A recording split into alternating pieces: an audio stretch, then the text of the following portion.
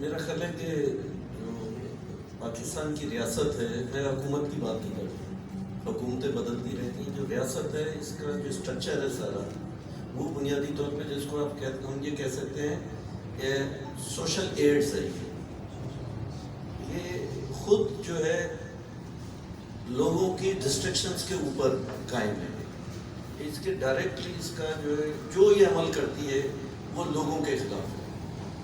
اب میں آپ کو بتاؤں کہ عمران خان صاحب نے ڈیووس میں جب یہ گئے تھے، انہوں نے ایک پلیج کیا تھا. وہ یہ کہا تھا، یہ کہہ رہے تھے کہ 2030 تک جو ہے ہم 60% جو انرجی کے ریسورس جو ہے وہ ہم رینیویبل جو انرجی ہے اس کی طرف ہم کنورٹ کریں گے، وہاں سے سورس کریں گے.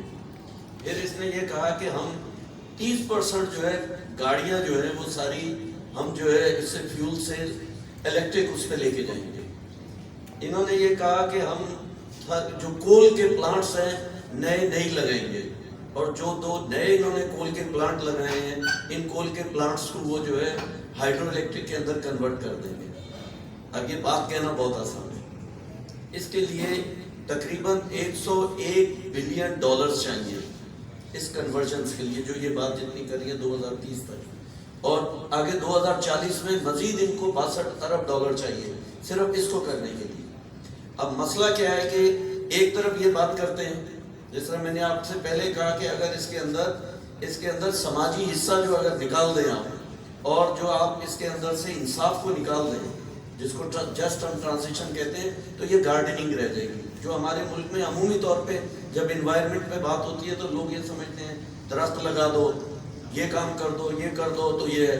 لیکن تھر کول کے اوپر جب بات آئے گی ہم کہیں گے یار یہ کول جو ہے یہ وہاں کی مقامی جو انڈیجنس کمیونٹی کے لیے خطرناک ہے، یہ وہاں کی جو ہے پورے اس کی ٹوپوگرافی کو چینج کرے گا، وہاں کی جو جیت ہے، جو وہاں پہ درخت ہیں، یہ سب چیزیں اس کو تباہ کرے گا. پھر یہ ارد گرد کے ماحول کو یہ صرف پاکستان یا سندھ کو ہی تباہ نہیں کرے گا، یہ انڈیا میں جو اس کے ارد گرد کے علاقے ہیں اس کو بھی تباہ کرے گا. تو نہیں یہ ترقی کے لیے بہت ضروری ہے، اور یہ جناب یہ تو یہ ہوگا تھر بدلے گا پاکستان. اور بدقسمتی سے بات یہ کہ جو انٹلیکٹ ہے ہمارا، جب ان کے اپنے مفادات آتے ہیں تو وہ بالکل ایک الٹی بات کو بھی جو ہے وہ جسٹیفائی کرنے کھڑے ہو جاتے ہیں. تو ہمارے یہاں جسٹیفیکیشن بھی وہ اسپیسیفک ہے. اب آپ یہ دیکھیے، آپ نے اربنائزیشن کی بات کی ہے. آپ ریاست کا جو ایک بہت بڑا حصہ جو ہے عدالتیں ہوتی ہیں. عدالت جو ہے ایک طرف آپ یہ دیکھیے ایک ہی بات ہے، اس سے شاید بعض لوگوں کو اختلاف ہو، لیکن آپ اس کو کمپیئر کر سکتے ہیں. گجر نالہ ہے، گجرو نالہ جس کو کہتے ہیں، گجرو نالہ ہے، اورنگی نالہ ہے، نیسلا ٹاور ہے، بحریہ ٹاؤن ہے. یہ 3 ایشوز ہیں. یہ کورٹ کے اندر گئے، ایک میں بحریہ ٹاؤن پہ کورٹ نے فیصلہ دیا 460 ارب روپیہ دے دو، آپ نے گوٹھوں کے اوپر، پرانی زمینوں کے اوپر، مقامی لوگوں کے جو اصل رہنے والے تھے ان کی زمینوں پہ آپ نے قبضہ کیا، یہ جائز ہے. نیسلا ٹاور پہ آپ نے کہا کہ اس کو 1 منٹ سے پہلے گرا دو، روز آتا ہے، روز یہ کہتا ہے اس کو گراؤ، ٹھیک ہے. اور جو دوسرا وہ نالا جو بنے اس پہ لوگ جو رہ رہے ہیں 50 سال سے 100 سال سے رہ رہے ہیں، ان کے لیے کوئی وہ ریمیڈی نہیں ہے، ان کو اٹھا کے باہر پھینک دیا. لیکن اسلام آباد کے بالکل گڑھ کے اندر ایک پارک کے اوپر حیات ریجنسی بنی ہے، جس کے اندر جنرلوں کے آن ڈیوٹی ریٹائرڈ جنرلوں کے گھر ہیں، فلیٹس ہیں، پرائم منسٹر کے گھر ہیں، فلیٹس ہیں، بیوروکریٹس کے گھر اور فلیٹس ہیں. اس کے اوپر یہ ثاقب نثار جو ہے آخری دن میں جا کے وہ فیصلہ دے کے گیا کہ اس کو ریگولرائز کر دیں.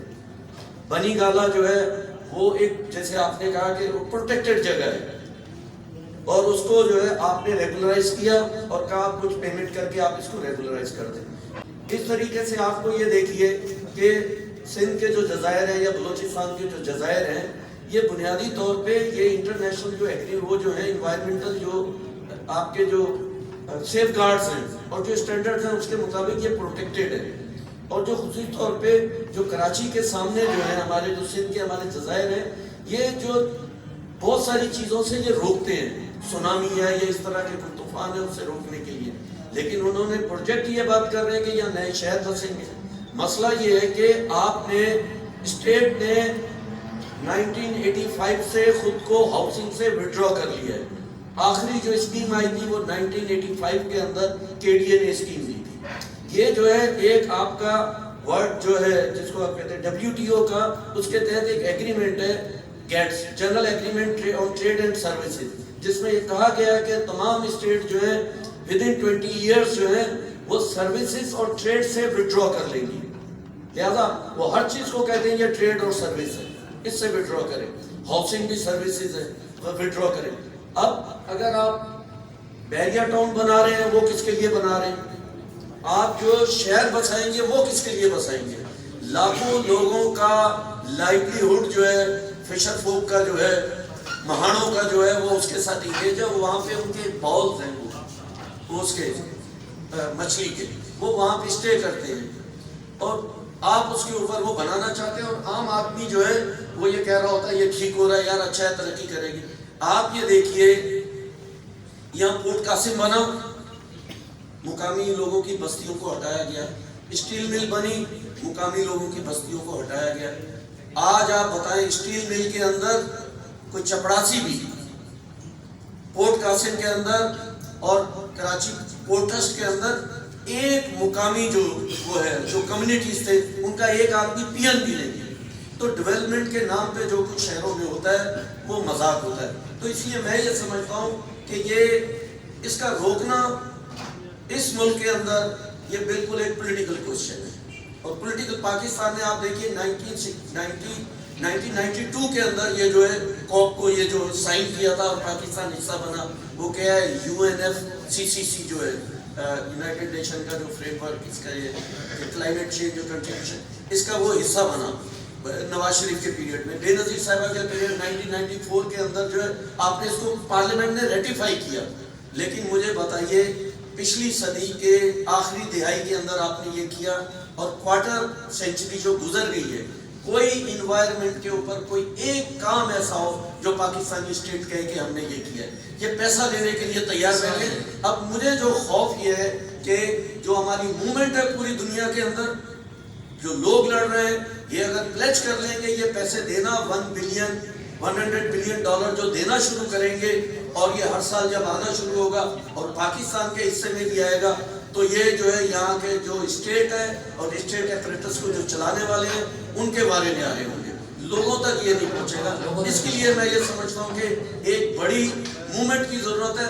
और सिंध के अंदर खुशिश तौर पे मैं ये समझता हूँ कि हम सबसे ज्यादा वल्नरेबल हैं और ये जो थर के अंदर जो कुछ मजाक हो रहा है, इस मजाक को रोकने के लिए लड़ने की जरूरत है।